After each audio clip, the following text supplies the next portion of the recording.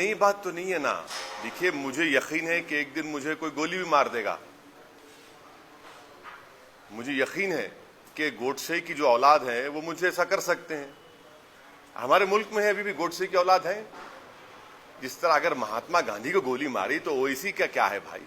इल्जाम तो मेरे जब तक मैं जिंदा रहूंगा लगता रहेगा।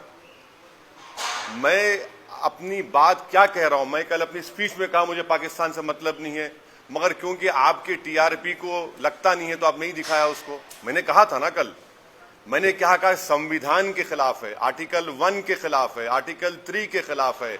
मैंने ये भी कहा कि प्रेसिडेंट ऑफ इंडिया को ये नहीं करना चाहिए था कि बगैर उस रियासत की असेंबली को पूछे प्रेसिडेंट ऑफ इंडिया ने बाइफर्केशन की इजाजत दे दी। मैं संविधान की बात कर रहा हूं, मैं नेहरू की बात कर रहा हूं, मैं सरदार पटेल की बात कर रहा हूं, मैं अयंगार की बात कर रहा हूं, मैं पाकिस्तान की बात तो मैंने कहा कि मुझे मतलब ही नहीं है उससे। मगर इसके बावजूद भी जो दरबारी किस्म के गुलाम हैं, जिनको लगता है कि ओवैसी को गाली देने से मोदी के गुड बुक्स में उनका नाम आ जाएगा तो मुबारक हो और दीजिए। ये मुल्क में जो माहौल बन चुका है कि जो मोदी के खिलाफ जाएगा उसको एंटी नेशनल बोल देंगे, जो इनके गैर अनकॉन्स्टिट्यूशनल चीजों पर सवाल उठाएगा उसका अनकॉन्स्टिट्यूशन कहेगा तो आप कहेंगे ये किसी और का एजेंडा कर रहा है।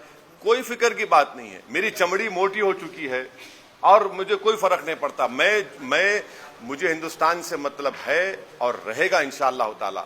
अब जो लोग खुद एंटी नेशनल है मुझे एंटी नेशनल कह रहे हैं तो कोई बात नहीं। अरे वो तो नई बात कहाँ है, वो तो विलन हम ही है। देखिए, हर पिक्चर में ये जो भी हमारी जिंदगी का पिक्चर है, जब तक हम जिंदा रहेंगे हम ही विलन रहेंगे। हीरो तो आप लोग रहेंगे, हीरोइन भी आपके पास, हीरो भी आपके पास, साइड एक्टर भी आपके पास, प्रोड्यूसर भी आप, डायरेक्टर भी आप, डायलॉग भी आपके, और विलन सिर्फ हम है।